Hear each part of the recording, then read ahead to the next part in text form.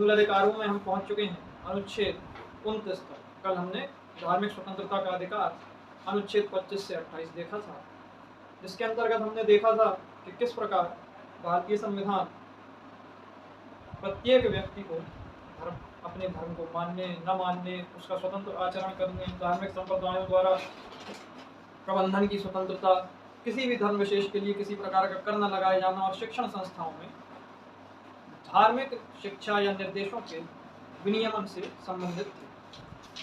हमने 25 से 28 कंप्लीट किया था। अब आते हैं अनुच्छेद 29 एवं 30 पर। दोस्तों, ये जो 29 और 30 वाला पार्ट है, इसे सांस्कृतिक एवं शैक्षिक अधिकारों के भाग के अंतर्गत शामिल किया गया है। यह अधिकार संस्कृति एवं शिक्षा से संबंधित है। तो देखते हैं अनुच्छेद 29। अनुच्छेद 29 क्या कहता है? ऐसा कोई भी वर्ग या व्यक्ति जिसकी अपनी एक विशेष संस्कृति है, बोली है, भाषा है या विशेष लिपि है, उसको संरक्षित करने का पूर्ण अधिकार होगा। अर्थात अगर किसी वर्ग की कोई एक विशेष संस्कृति है, वो किसी विशेष तरीकों को मानता है, तो संविधान उसे अपने उन तौर तरीकों का, उन प्रथाओं परंपराओं के संरक्षण का पूर्ण अधिकार प्रदान करता है। इसके अलावा दोस्तों, अगर देखा जाए तो यह अनुच्छेद 29 यह भी कहता है कि राज्य द्वारा आंशिक या पूर्ण रूप से वित्त पोषित किसी भी शिक्षण संस्था में किसी भी नागरिक को धर्म, मूलवंश, भाषा अथवा जाति के आधार पर प्रवेश से नहीं रोका जाएगा। अर्थात धर्म, मूलवंश, जाति और भाषा के आधार पर राज्य प्रवेश में विभेद नहीं करेगा। और ये कैसी शिक्षण संस्थाएं होंगी? ये राज्य द्वारा पूर्ण रूप से वित्त पोषित अथवा आंशिक रूप से वित्त पोषित संस्थाएं होंगी। सुप्रीम कोर्ट ने अपने एक निर्णय में यह कहा था कि यहाँ पर वर्ग की बात की गई है, कोई भी वर्ग हो सकता है। अब वो जरूरी नहीं है कि अल्पसंख्यक ही हों, इसमें अल्पसंख्यक और बहुसंख्यक दोनों ही शामिल हैं। इस अनुच्छेद 29 के अंतर्गत जो अधिकार है वो बहुसंख्यक वर्गों को भी मिले हुए हैं, न कि केवल अल्पसंख्यक वर्गों तक सीमित है। ठीक, आगे बढ़ते हैं। आगे देखें अगर हम लोग तो अनुच्छेद 30 क्या कहता है?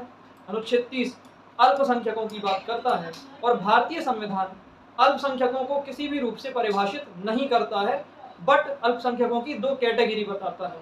वो दो कैटेगरी कौन सी होंगी मित्रों? तो अल्पसंख्यकों की दो कैटेगरी हैं, या तो वो भाषा के आधार पर अल्पसंख्यक हों अथवा वो धर्म के आधार पर अल्पसंख्यक हों। ठीक, भारत में वर्तमान में 6 धर्म के लोगों को, मानने वालों को अल्पसंख्यक समुदाय के अंतर्गत रखा गया है।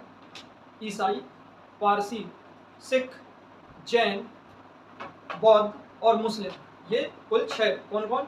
मुस्लिम, ईसाई, पारसी, बौद्ध, जैन और सिख। ये 6 धर्म भारत में अल्पसंख्यक समुदाय के अंतर्गत आते हैं। अब इसकी विशेषता देख लेते हैं मित्रों। अनुच्छेद 30 कहता है कि अल्पसंख्यक वर्ग को अपनी पसंद के शिक्षण संस्थानों की स्थापना एवं उनके प्रशासन का पूर्ण अधिकार होगा। इन्हें संपत्ति का अधिकार भी एक मूल अधिकार के तौर पर प्राप्त रहेगा। ये एक अपवाद है, क्योंकि हमने देखा था कि 44वें संविधान संशोधन के द्वारा संपत्ति का अधिकार समाप्त कर दिया गया था, पर इसी संशोधन के द्वारा अल्पसंख्यक शिक्षण संस्थाओं को संपत्ति का अधिकार मूल अधिकार के रूप में प्राप्त है। इसके अलावा यह अनुच्छेद यह भी कहता है कि राज्य आर्थिक सहायता देने में अल्पसंख्यक शिक्षण संस्थानों के साथ किसी भी प्रकार का भेदभाव नहीं करेगा, और अल्पसंख्यक चाहें तो, ये शिक्षण संस्थान चाहें तो अपने बच्चों को अपनी भाषा में शिक्षा प्रदान कर सकते हैं। इसके अलावा सुप्रीम कोर्ट ने यह भी निर्धारित किया कि इन शिक्षण संस्थाओं को अपने शासी निकाय यानी गवर्निंग बॉडी की नियुक्ति का अधिकार, शिक्षकों की नियुक्ति का अधिकार, अन्य कर्मचारियों की नियुक्ति का अधिकार, इसके अलावा उन्हें पद से हटाने का अधिकार भी प्राप्त होगा। अर्थात ये प्रबंधन और नियुक्तियां सारा कुछ काम खुद ही देखेंगे, ये संस्थाएं खुद ही देखेंगी।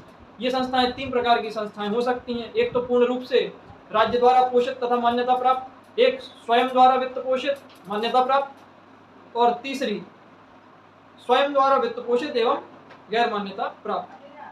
तो इन्हें प्रबंधन की पूर्ण रूप से छूट संविधान द्वारा और उच्चतम न्यायालय के विभिन्न निर्णयों द्वारा प्रदान की गई है। पर दोस्तों, प्रबंधन के अंतर्गत कुप्रबंधन नहीं आएगा, सुप्रीम कोर्ट यह भी साफ कर चुका है। अगर यह शिक्षण संस्थाएं प्रबंधन में किसी भी प्रकार के नियमों की अनदेखी करती हैं, भ्रष्ट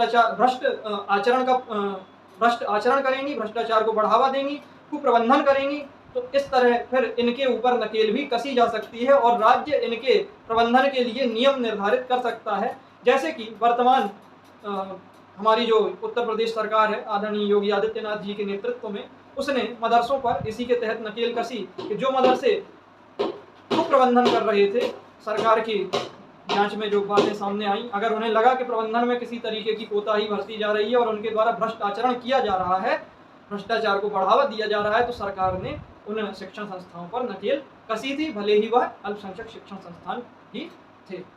तो दोस्तों, हमने अनुच्छेद 29 और 30 समाप्त कर लिया है और इसी के साथ हम लोग अपने मूल अधिकार को समाप्त कर चुके हैं। जय हिंद।